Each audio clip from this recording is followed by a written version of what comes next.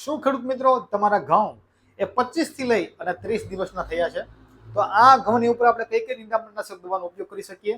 તો આ વિડીયો એ ખાસ તમારા માટે છે.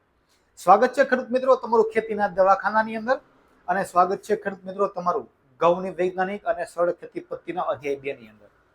આમ જોવા જઈએ તો ઘઉંની અંદર મુખ્યત્વે બે પ્રકારના નિંદામણ ઉગતા હોય છે, જેમાં પેલું નિંદામણ છે સાંકડા પાનવાળું નિંદામણ અને બીજું છે પોળા પાનવાળું નિંદામણ. જો તમારા ખેતરની અંદર એ પોળા પાનવાળું નિંદામણ ઉગતું હોય તો એમના નિયંત્રણ માટે ખાસ માર્કેટની અંદર મળતું 2,4-D એક પંપની અંદર 40 થી લઈને 50 મિલી લેખે તમે આનો ઉપયોગ કરી શકો છો.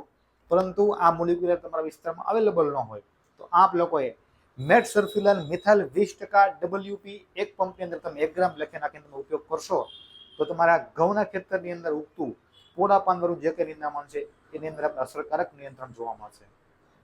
તેમજ જો તમારા ખેતરની અંદર સાંકડા પાનવાળું નિંદામણ ઉગતું હોય તો એ નિંદામણના નિયંત્રણ માટે આપ લોકોએ ક્લોડિનોફોસ પ્રોપાગાઇટ 15% WP એક પંપની અંદર 20 ગ્રામ લેખે નાખીને તમે તમારા ઘઉંના પાક ઉપર છંટકાવ કરશો તો એમની અંદર સાંકડા પાનવાળું જે કંઈ નિંદામણ ઉગે છે એની અંદર આપણે અસરકારક નિયંત્રણ જોવા મળશે.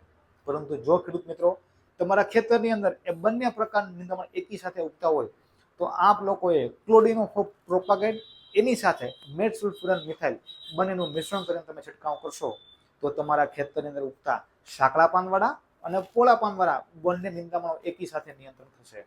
તો ખેડૂત મિત્રો આ વિડીયો તમને કેવો લાગ્યો, અને જો આ વિડીયો તમને જો પસંદ આવ્યો હોય તો તમે તમારા અન્ય ખેડૂત મિત્રો સુધી આ વિડીયોને શેર કરો, અને વધુ માહિતી માટે ખાસ તમે અમારા પેજને ફોલો કરો. આભાર.